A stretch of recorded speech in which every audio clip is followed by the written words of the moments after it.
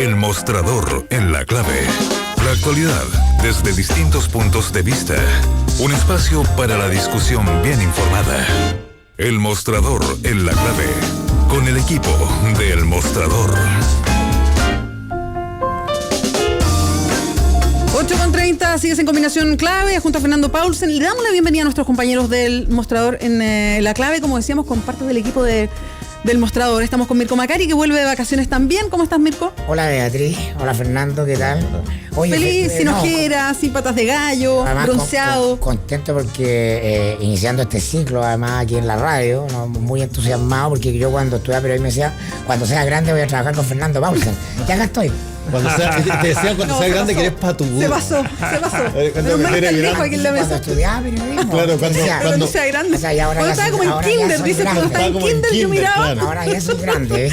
Y estamos con Federico Llonón, que está pálido. La forma poco elegante de tratarte de viejo. Sí, ¿no es cierto? Como en buena onda. Y Federico Llonón, que está pálido, con patas de gallo ojera, porque las vacaciones ya se fueron, Federico, ¿no? Tiene que trabajar. Muy bien. Bueno, bienvenidos los dos. Gracias. Oye, y yo también cuando estaba en la universidad, también cuando quería, cuando decía a mí mismo, cuando fuera grande, voy a hacer algo parecido a teleanálisis. Ahí está mejor. Ahí. Fernando. La arregló. Claro, que habla mejor las obras que las personas.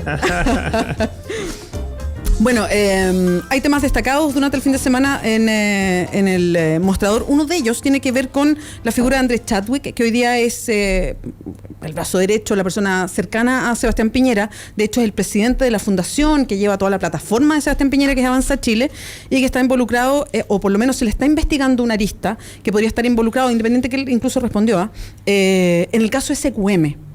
¿Qué es lo que dicen ustedes en el Mostrador? ¿Cómo miran esta posibilidad? Federico Llobanón estuvo en la cocina de eso, así que estamos con Federico. Federico, entonces. Bueno, porque está de vacaciones. Pero por supuesto. No, pero me gustó, estaba en la cocina de eso. Pero no es la cocina de Saldívar, ¿eh? Bueno, y lo que ocurre es que hasta ahora Chadwick, que es como el lugarteniente de Piñera y el más sólido políticamente del piñerismo, había zafado en todo este tema de las platas políticas, si uno lo quiere denominar en términos genéricos, ¿no? Y pareciera que ahora hay una hebra que podría llegar a él, y según nuestra información la Fiscalía estaría investigándolo. Y consiste en una sociedad de un nombre muy raro, Copra S.A., que fue fundada en los años 80 por él, por Longueira y por otros connotados UDI, de esta UDI que nacía en aquella época, y que todo indica que se utilizó, no sé si sigue utilizando, se utilizó para triangular platas hacia la política, hacia la UDI, con enormes cantidades de plata, cientos de millones de pesos, que se la entregaban en préstamo y después alguien pagaba eso, sin dar cuenta de dónde salían los dineros. Por ejemplo, uno de los préstamos millonarios fue pagado a Copra por el hijo de Longueira. ¿De dónde sacó ese dinero el hijo de Longueira?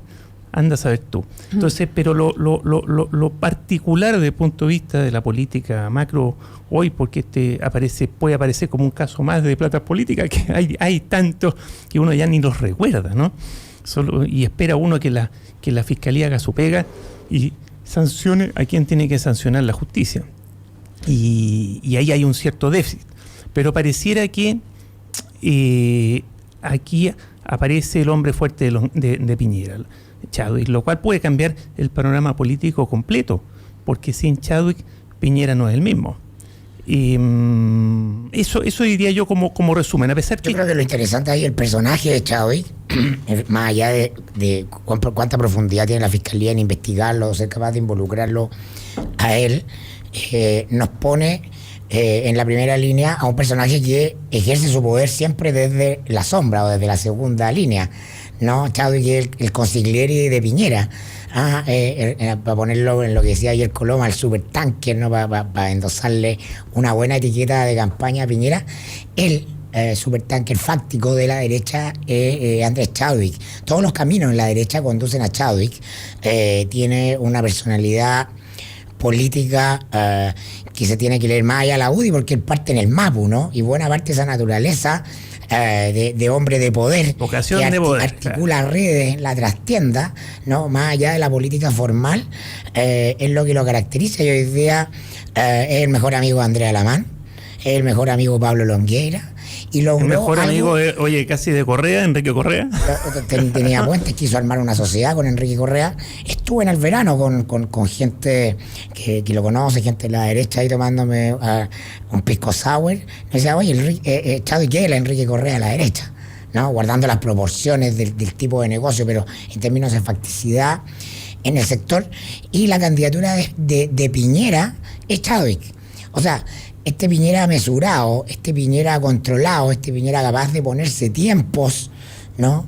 Es una invención de Chadwick, que logró algo que parecía imposible, que es la influencia en la oreja de Piñera. Piñera era conocido por ser una locomotora, por actuar venial e impulsivamente, para bien y para mal.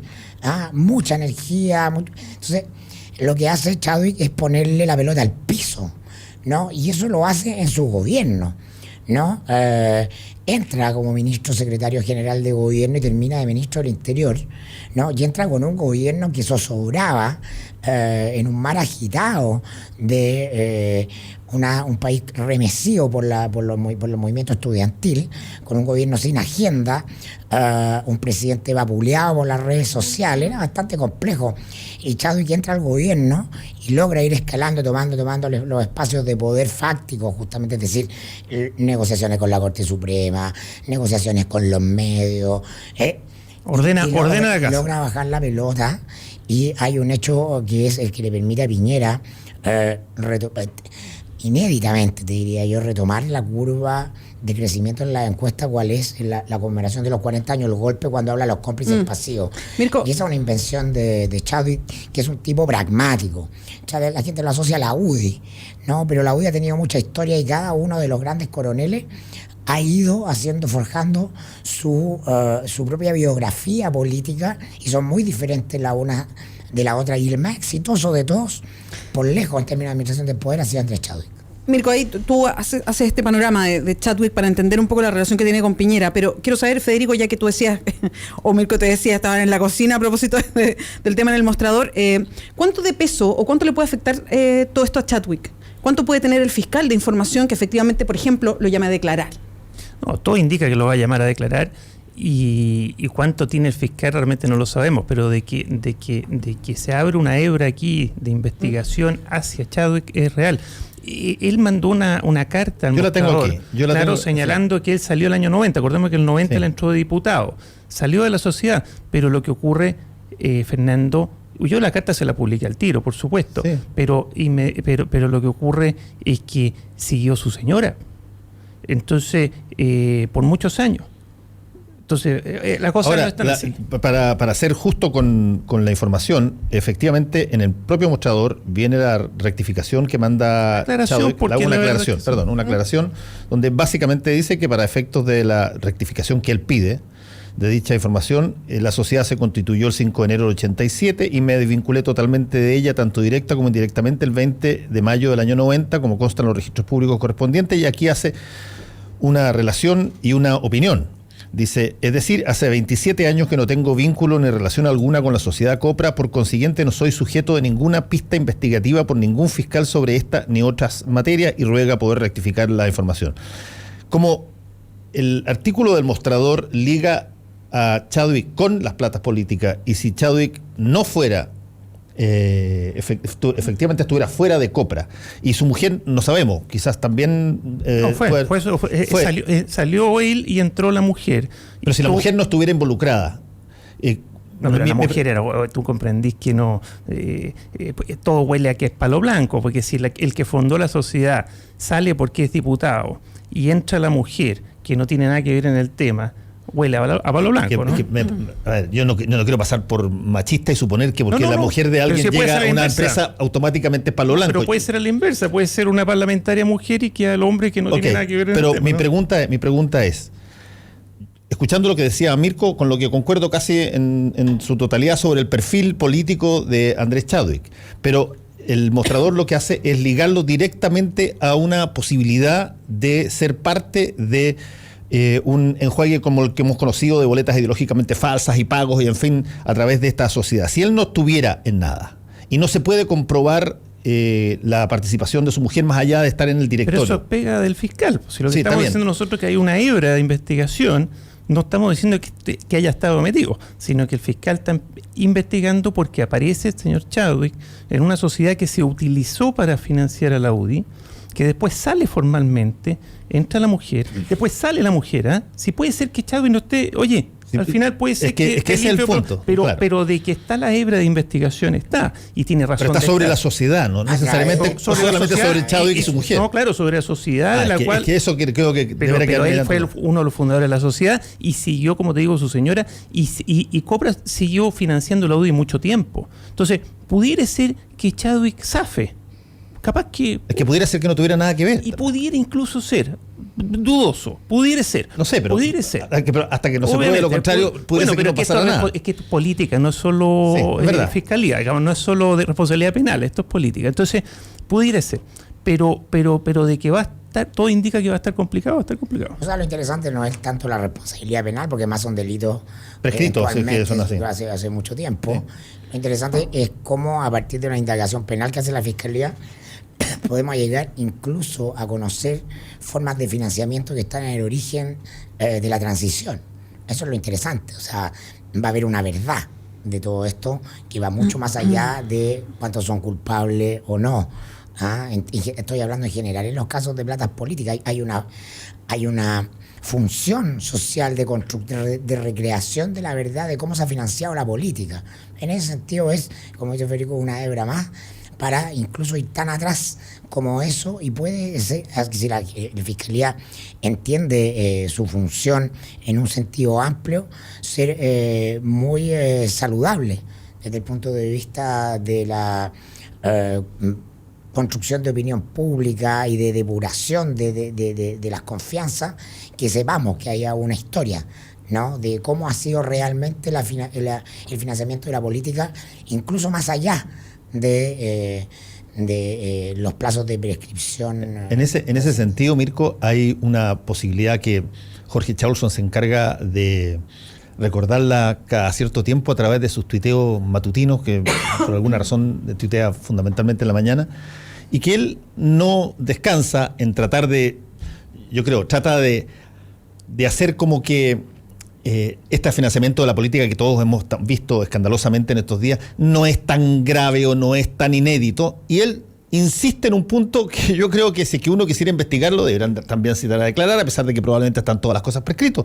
Pero Chaulson, cada Twitter que puede sobre el tema de la financiamiento de la política, dice que el mayor financiador de la política desde el origen de la transición fueron los gastos reservados de los gobiernos. Me imagino que lo dice porque él recibió plata, sí, de ellos. Él debe sabe. Y él debe tener, por lo tanto, sería extraordinariamente interesante, si que queremos conocer, y me parece bueno tu punto, desde los orígenes de la transición, cómo se financiaba la política. Bueno, ¿qué tanto han tenido que ver también instancias institucionales que pueden haber sido justificadas en algún momento dado, pero indudablemente no eran legales? Bueno, están pasando cosas que no pasaban, claramente, hace rato. Y imagínate si un fiscal o la Contraloría decide que va a ser público los gastos reservados, no sé, hay justamente por eso se llaman reservados, porque le da discrecionalidad al poder. Total. Total. Entonces sería como... se han disminuido mucho, pero siguen habiendo. Ver de manera retroactiva una cuestión que efectivamente fue usada, así todo el mundo lo comentaba en este negocio de la prensa política, ¿no? Es famosa la caja chica insulsa. Te digo otro método de financiamiento. Problemas laborales con la CUT. Oye, pero igual en estas cosas hay que tener cuidado con los famosos péndulos que van de un lado a otro. Sí.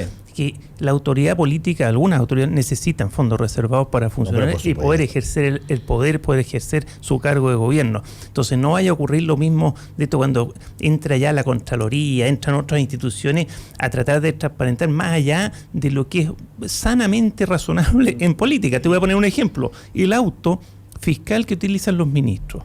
¿En qué momento pasamos a la locura de esto, de que no puede ni siquiera pasar a dejar al hijo al colegio para irse después del trabajo? Porque sería mal uso del auto. Entonces, ¿qué? Tiene que ir a dejar al hijo en su auto, volver a su casa, pescar el auto oficial, irse al ministerio, hay que ser tonto, ¿no? Tienes toda la razón, y hay una serie de variables que tienen que ver con eso, el justo uso lógico, de sentido común de los bienes públicos, y ahí quizás podemos conversar en el caso de Gabriel Boric y la Armada más adelante respecto. Ese es un bonito caso. Pero déjame decirte, solamente hay otra forma que era clásica de cómo se financiaba la política antes. Y no sé si les pasó a ustedes, pero a mí me pasó. Y en su momento se hizo el punto, que era que los parlamentarios o candidatos, algunos candidatos a parlamentarios, contrataban frases de radio o contrataban centímetros por columna y después ganaban. Y no pagaban.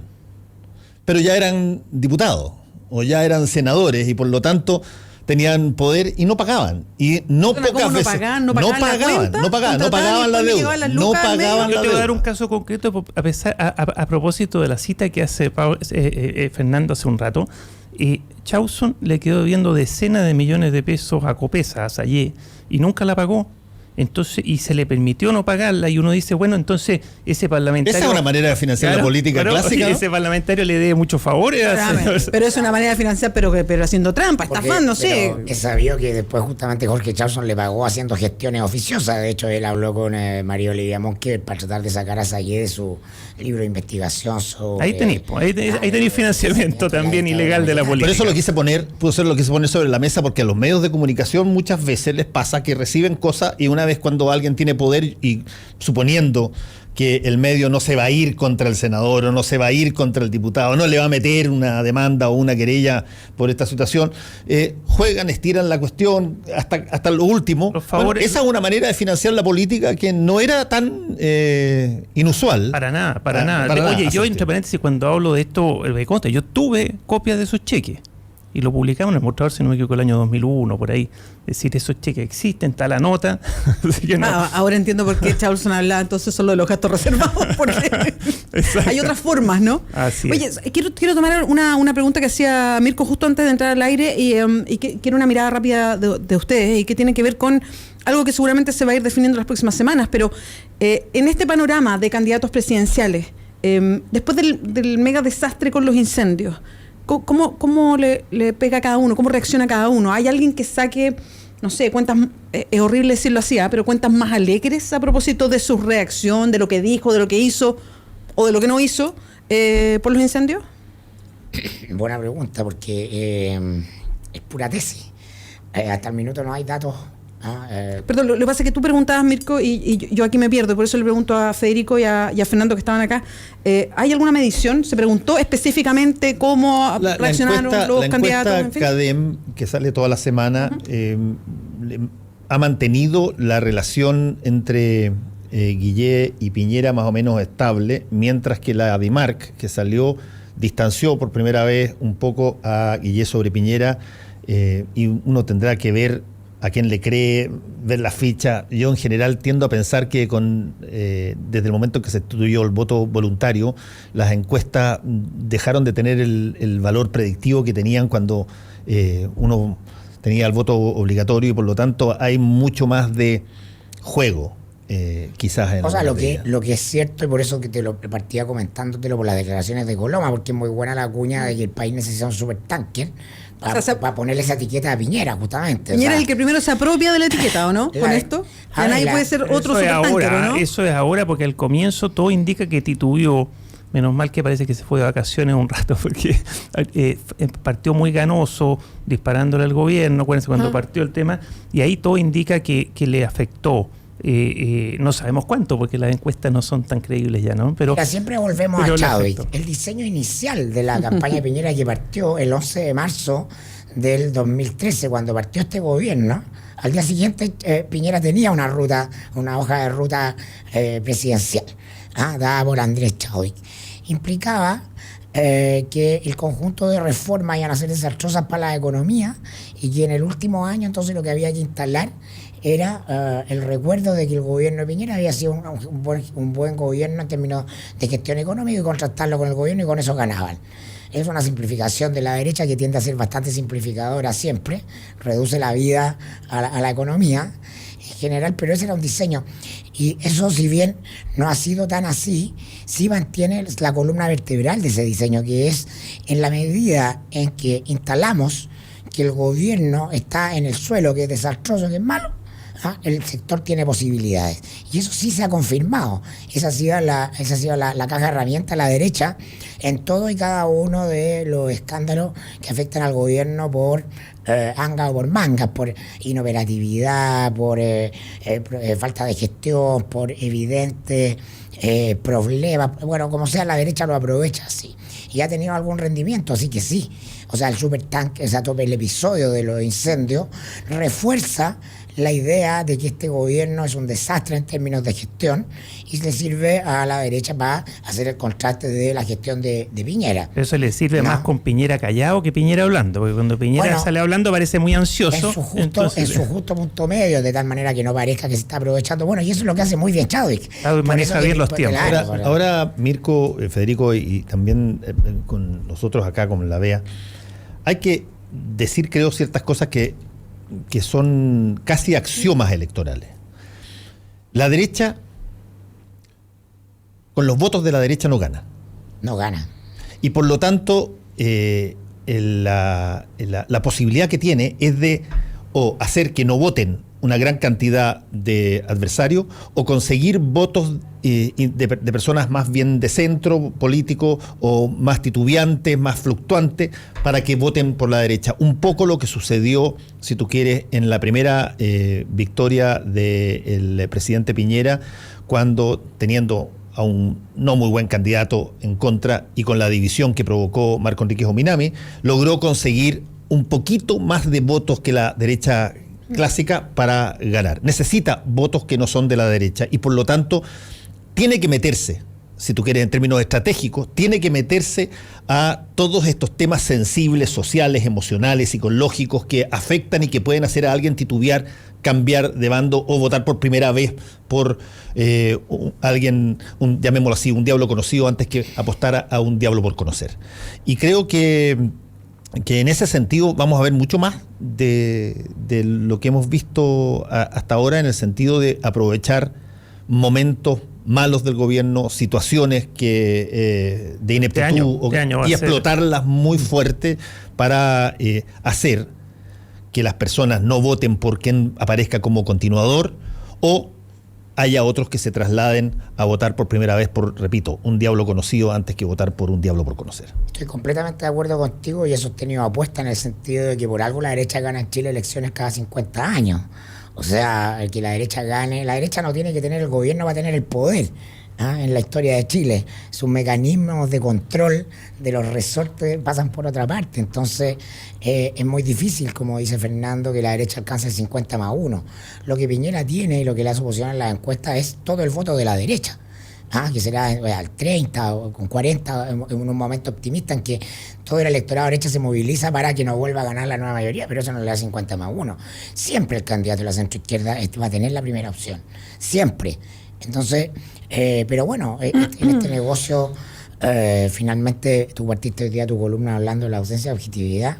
Todos vemos la realidad con los lentes que tenemos puestos, ¿no? Y esos lentes muchas veces tienen que ver con las ganas y con entusiasmo más que con cálculos fríos. Y hay muchas ganas en la derecha y por eso que le ponen mucho pino al asunto, pero la verdad es que la tienen bastante difícil.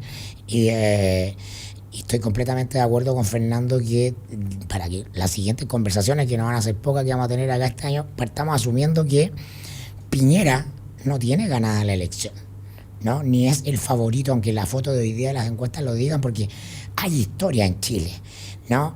Y hay un grupo importante de gente que se moviliza para que la derecha no gane. O sea, todavía eso es muy fuerte, está metido en el córtex. Es cierto que se ha debilitado, que se ha disminuido, que se ha relativizado, que la izquierda se puede dividir porque el Frente Amplio tenga un gran candidato, puede haber una atomización de candidatos, pero la campaña antiderecha a la hora de las elecciones siempre es muy poderosa y es muy fuerte.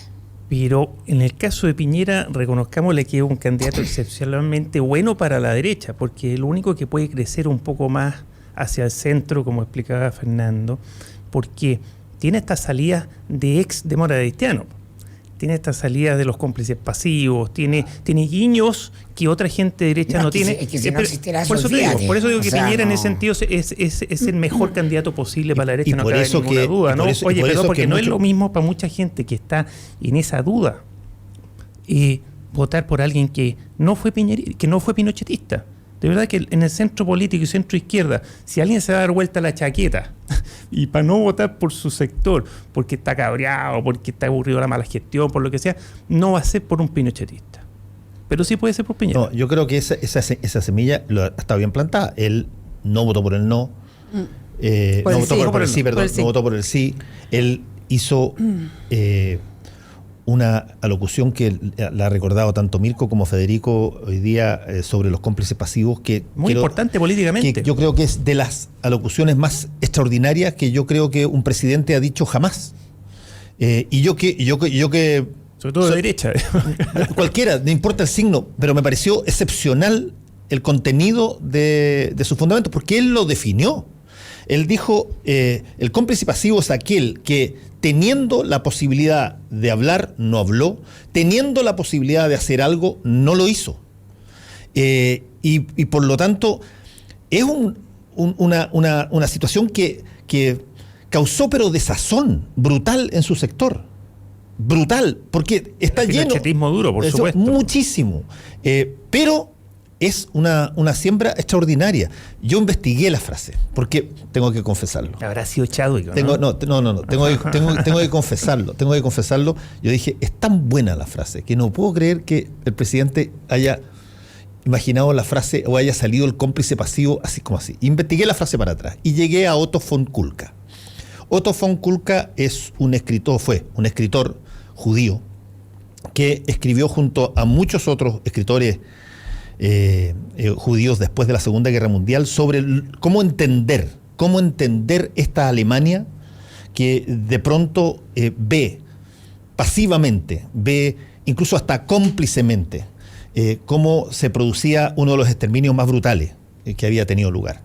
Y él hace una serie de libros y él genera el vocablo cómplice pasivo para referirse a aquella persona justamente que, teniendo información correcta sobre lo que está pasando, no hace nada estando en poder, o pudiendo hacer algo, no lo hace y genera la condición básica para que se pueda cometer el exterminio. En este caso estaba hablando del holocausto al no hacer nada al respecto. Es tan potente el origen que cuando Piñera lo dice... ¿Investigaste quién le dio el dato, no? No. ¿Quién lo puso en el discurso? ¿Quién le armó la frase? No, pero en una de esas él leyó a Otto von Kulka en algún momento dado y le quedó adentro, no tengo idea. Pero me parece tan potente el concepto que entiendo por qué haya personas que del piñerismo más duro, incluso del blando piñerismo, que no están dispuestos a votar por Piñera, y por eso se necesita que, para que él gane, la derecha adquiera votos por otro lado. Estoy de acuerdo contigo para inaugurar las polémicas. A ver. ¿Tú crees que votan por ir de todas maneras? Va a votar por sí o sí por Piñera. Porque ustedes hablaban del documento de Larraín y Alamán, que en el fondo la gracia es que es el documento de Hugo Herrera y Pablo Ortúzar, eso es lo nuevo, dos filósofos en la derecha. Y que no alcanzaremos a debatir en extenso ahora. Pero la derecha es profundamente antiintelectual, o sea, la derecha es práctica, por eso que Piñera tiene el lugar que tiene en la cuenta, porque la gente dice, ya, Piñera. Bueno, finalmente la UDI se traga a Piñera. La derecha vota por Piñera porque simplemente es lo menos malo y la mejor opción porque es lo que les conviene. La derecha es práctica. No funciona con guata como la izquierda, no anda viendo la declaración de cada uno. No, y es profundamente antiintelectual. No, el candidato que ama a la derecha es Lago. O sea, Lago debería ser el candidato a la centro derecha y tendría alguna opción. Si se cae Piñera por, imagínate el caso Piñera en Argentina. El laguismo no va a estar muy contento con tu frase. O la investigación de la fiscalía. No, el candidato a la derecha debería ser Lago. Me lo han dicho. Es ministra de Piñera. Amamos a Lagos. Es que están buen mozo.